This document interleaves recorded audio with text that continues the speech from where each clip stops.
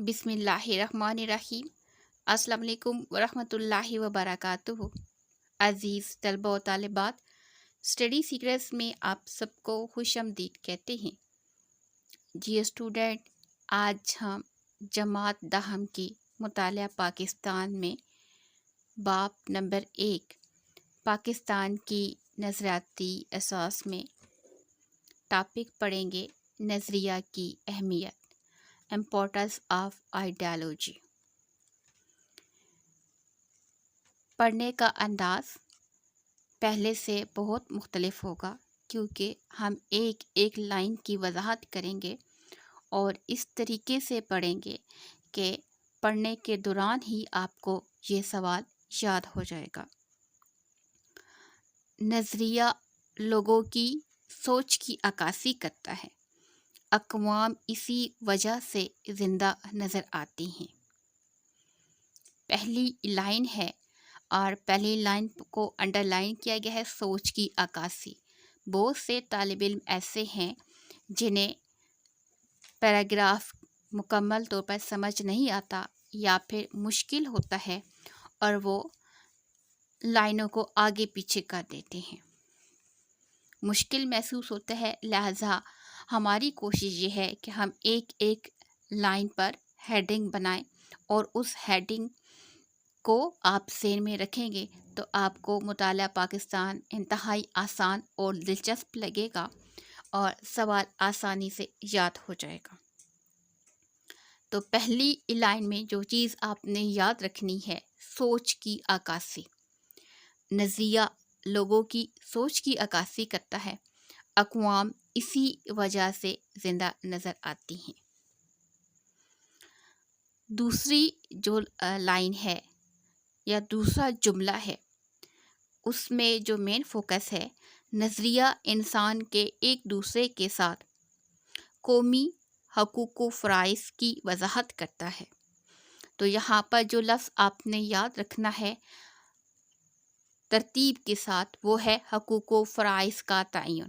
پہلے نمبر پر ہے سوچ کی عکاسی، دوسرے نمبر پر ہے حقوق و فرائض کا تعین۔ نظریہ کیا کرتا ہے؟ لوگوں کی سوچ کی عکاسی کرتا ہے، اقوام اسی وجہ سے زندہ نظر آتی ہیں۔ پہلی لائن ہے سوچ کی عکاسی، دوسری لائن ہے حقوق و فرائض کا تعین۔ نظریہ انسان کے ایک دوسرے کے ساتھ قومی حقوق و فرائض کی وضاحت کرتا ہے۔ نظریہ قوم کو متحد رکھنے میں مددگار ثابت ہوتا ہے۔ نمبر 3 ہیڈنگ یا پوائنٹ یاد رکھنا ہے، متحد رکھنے کا ذریعہ، یعنی نظریہ کیا کرتا ہے؟ قوم کو متحد رکھنے کا ذریعہ ہے، قوم کو متحد رکھنے میں مددگار ثابت ہوتا ہے۔ نظریہ مقاصد کے حصول کے لیے ہر قسم کی مشکلات کا مقابلہ کرنے کی طاقت بخشتا ہے۔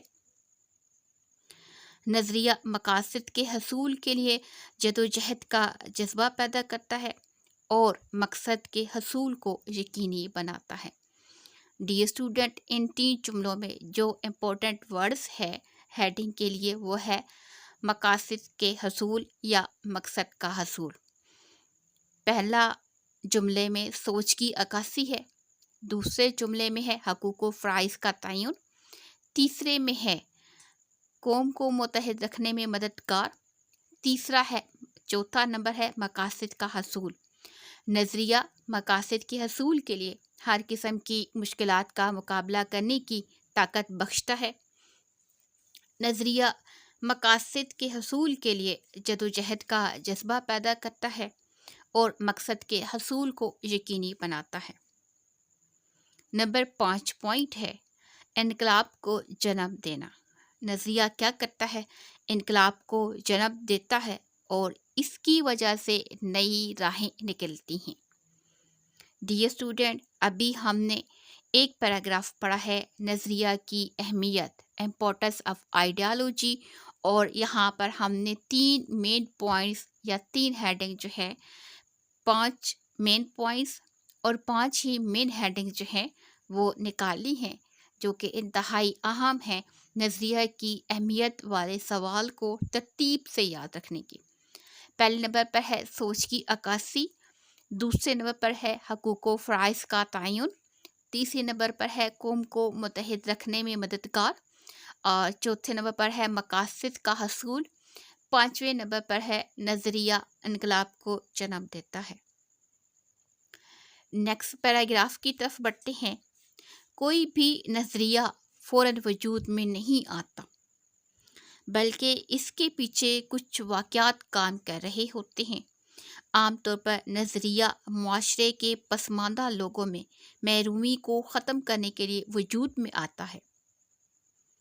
اسے یوں بھی کہہ سکتے ہیں کہ مشکل حالات اور سماجی دباؤ نظریے کو جنم دیتے ہیں، اور معاشرے میں مشکلات کے شکار لوگ اس کی طاقت بنتے ہیں۔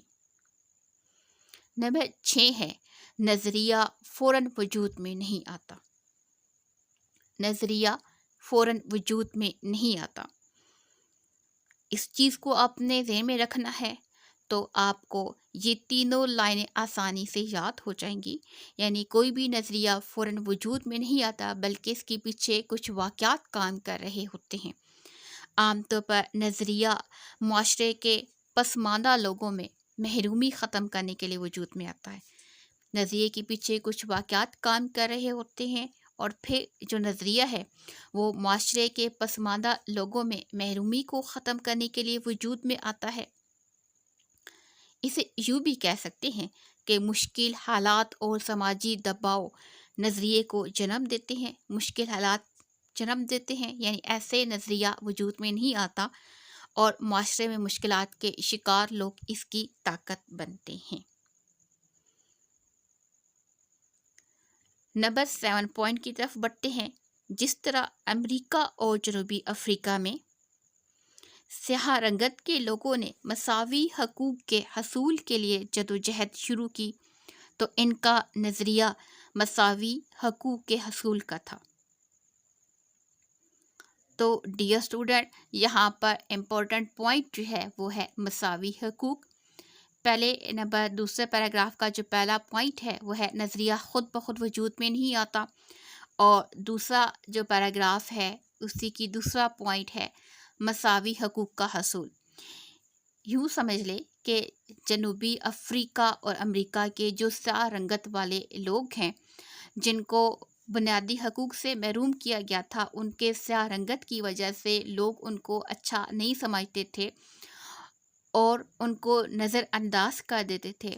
تو سیاہ رنگت کے لوگوں نے مل کر ایک تنظیم بنائی، یوں سمجھ لے، سوال کو سمجھنے کے لیے کہ ہمیں بنیادی حقوق عطا کیے جائیں یا پھر سب کے ساتھ مساویانہ سلوک کیا جائے، کیونکہ سیاہ رنگت اور سفید رنگت دونوں جو ہیں وہ اللہ تعالیٰ کی عطا کردہ ہیں۔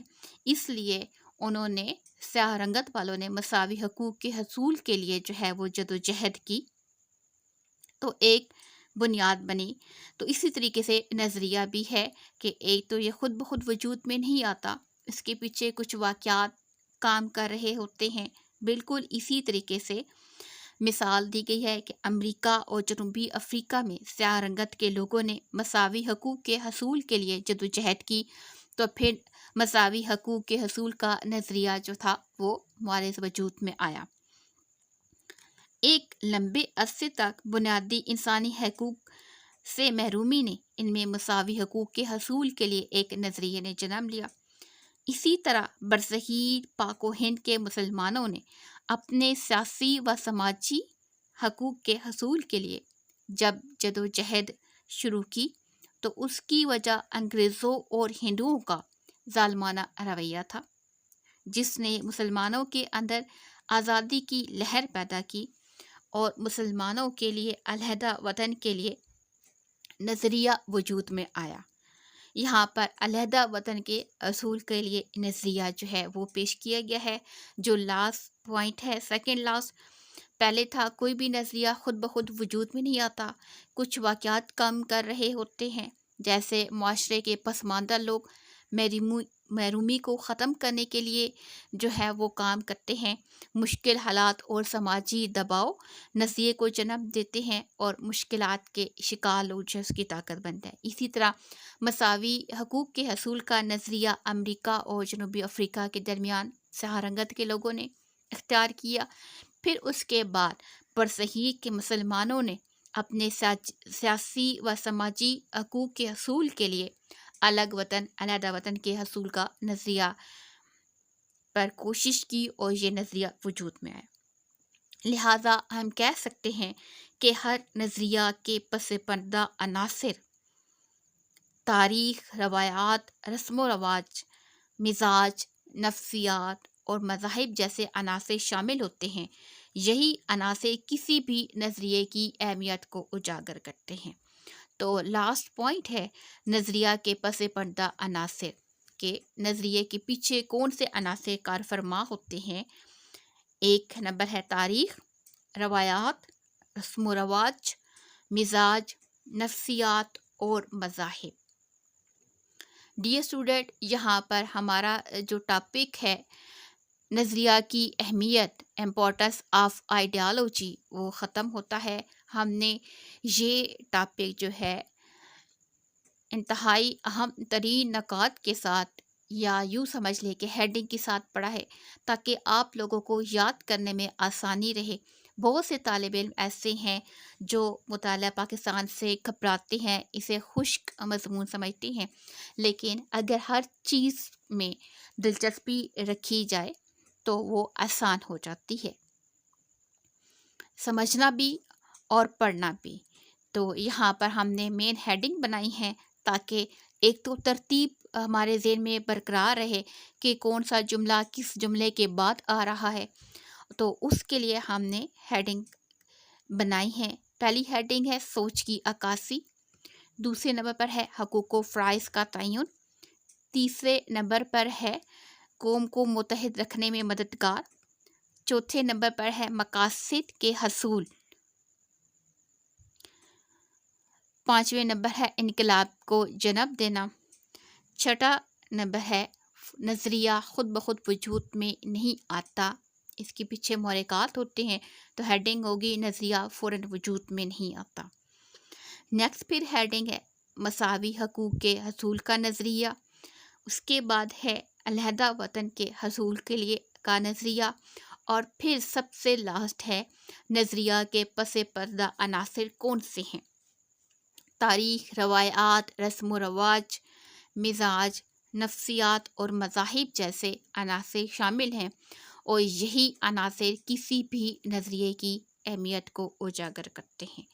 مجھے امید ہے کہ آج جو ٹاپک ہم نے پڑھا ہے نظریہ کی اہمیت، اس کی آپ کو آسانی سے سمجھ آ چکی ہوگی اور آپ کو بہت آسان لگا ہوگا۔ ڈیئر اسٹوڈنٹ، ویڈیو اگر اچھی لگے اور معلومات سے بھرپور ہو تو اس کو آگے شیئر بھی کریں اور لائک بھی کریں۔ یہ آپ کی طرف سے ایک ٹیچر کے لیے حوصلہ افزائی ہوتی ہے۔